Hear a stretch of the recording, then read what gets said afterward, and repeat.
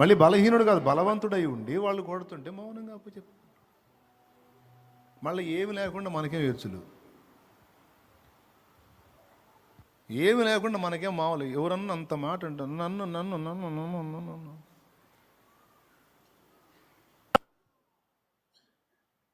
యేసు తన స్వార్థాన్ని వదిలాడు, తన అహాన్ని వదిలేశాడు. ఎక్కడ ఘనత గర్వాలు ఫీల్ అవ్వాల. మనుషులు వచ్చి మయం పరుస్తున్నా వద్దుపో అన్నాడు, మనుషులు వచ్చి భజన చేస్తున్నా వద్దుపో అన్నాడు. పబ్లిసిటీ చేస్తున్నా అవసరం లేదన్నాడు. కార్యాలు చేస్తాడు, ఎవరికి చెప్పొద్దు పో అంటాడు. డబ్బా అవసరం లేదు పో అంటాడు. ఏం వదలాలి? మొట్టమొదట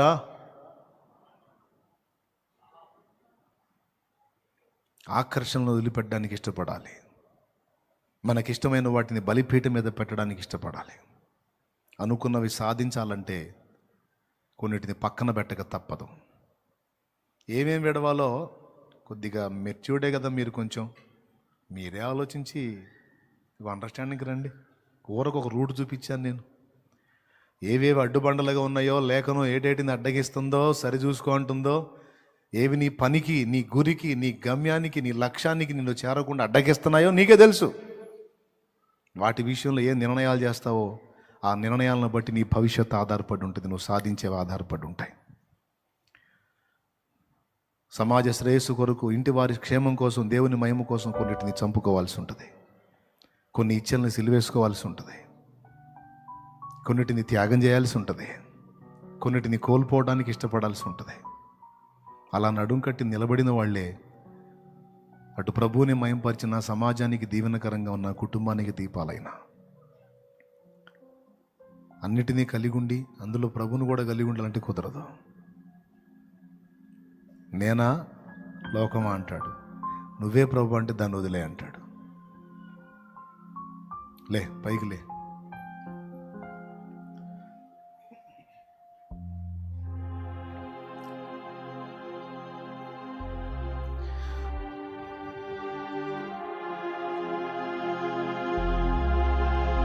వస్తావా దేవుని పాదాల దగ్గరికి? వేళ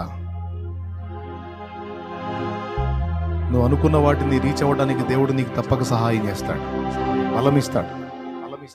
కానీ అది సాధించే దిశలో నీకున్న పట్టుత్వం ఏంటో, నీ పట్టుదల ఏంటో, నీ కార్య దీక్ష దక్షత ఏంటో కూడా దేవుడు కనిపెడతాడు. నీ త్యాగం ఎంతో కూడా దేవుడు లక్ష్య పెడతాడు. ఏ త్యాగాలు లేకుండా ఎట్లండి? ఏ త్యాగాలు లేకుండా గొప్ప వాటిని ఎలా సాధించగలం చెప్పండి? సాధించిన వాళ్ళు ఏ త్యాగాలు లేకుండా ఎలా సాధించారు? దేవుని కొరకు సాధించిన భక్తులు సైతం త్యాగాలతోనే సాధించారు. వెల చెల్లించకుండా దేన్ని మనం పొందనట్టే గొప్ప వాటిని సాధించడానికి గొప్ప వెల తప్పనిసరి. తమ్ముళ్ళు అర్థమవుతుంది నేను చెప్పేది? ఎంతమంది సీరియస్గా తీసుకుంటున్నారు? చెల్లెళ్ళు, ఆ లైవ్లో జూమ్లో కనపడుతున్న వ్యక్తులు కనపడుతున్నారు, మీరందరూ నా కళ్ళ ముందే ఉన్నారు, నా ఎదురే కనపడుతున్నారు. మీరందరూ తీవ్రంగా తీసుకున్నారా లేకపోతే టేక్ ఇట్ ఈజీగా వదిలేస్తున్నారా? తీవ్రంగా తీసుకున్నట్టయితే నువ్వు ఏ స్థితిలో ఉన్న దేవుడు నీకు ఒక నూతన శక్తిని విడుదల చేస్తాడు, నూతన బలాన్ని నీ మీదికి పంపుతాడు, మళ్ళొక్కసారి పునరభిషేకిస్తాడు నిన్ను ఆయన.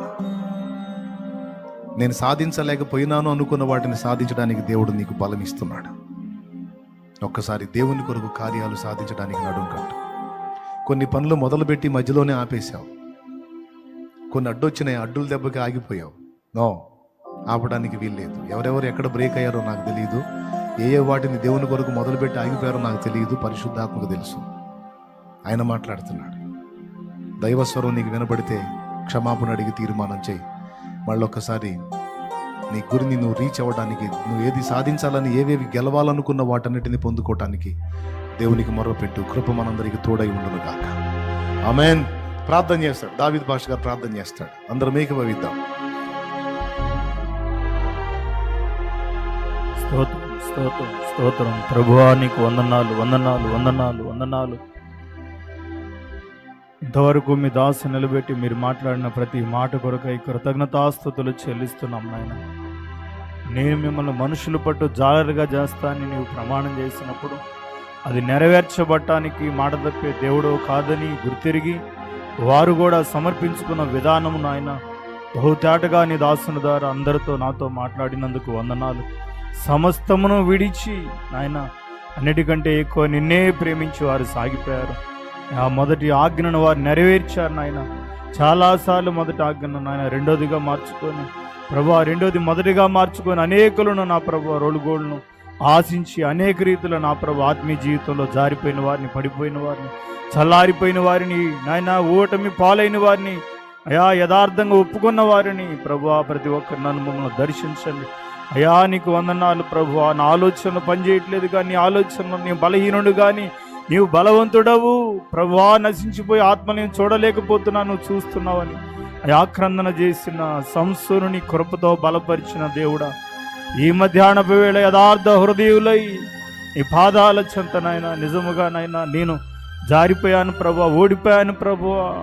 నీకంటే ఎక్కువ అనేక వాటిని ఆశించి ప్రభువా నేను దుఃఖమునకు చేటుకు గురయ్యాను నాయనని ఒప్పుకుంటున్న ప్రతి ఒక్కరిని దర్శించండి, కృప అనుగ్రహించండి. తిరిగి నాయన బలపడినట్లు సహాయం చేయండి. గొప్ప కార్యాలు సాధించాలంటే కొన్నిటిని కోల్పోవలసి ఉంది నాయన. అది ఆరోగ్యమైన, ఆహారమైన, నిద్రైన, త్యాగంతో నా ప్రభువా జయించినట్లు సహాయం చేయండి. అలాంటి పరిశుద్ధాత్మ శక్తిని ప్రభువా నీవు మాకు అందరికీ దయచేయమని వాక్యమైతే మీ దాసుని కూడా బలపరిచి కృపతో నాయన ఇంకా బలపరిచి వాడుకోమని నీకే కృతజ్ఞతలు. విన్న మాటలు అపవాది ఎక్కడ దొంగలించకుండా యేసు క్రీస్తు నామమున బంధిస్తున్నాం ప్రభు. ప్రతి ఒక్క హృదయంలో నీరుగట్టి ఫలింపజేయమని నజరేయుడైన యేసు క్రీస్తు నామములో ప్రార్థిస్తున్నాము తండ్రి, ఆమేన్. మన తండ్రి అయినటువంటి దేవుని ప్రేమ, ఆయన ప్రియ కుమారుడును లోకరక్షకుడును యేసు క్రీస్తు వారి కృప, పరిశుద్ధాత్మ దేవుని యొక్క సన్నిధి, సహాయ సహవాసములు సమకూడిన మనకును సార్వత్రిక సంఘం అంతటికి తోడయుండి అత్యధికముగా ఆయననే ప్రేమించి జీవితకాలం ఆయననే వెంబడించినట్లు ఆ పరిశుద్ధాత్మ దేవుడు మనందరికీ సహాయము చేసి నడిపించునుగాక. ఆమేన్, ఆమేన్.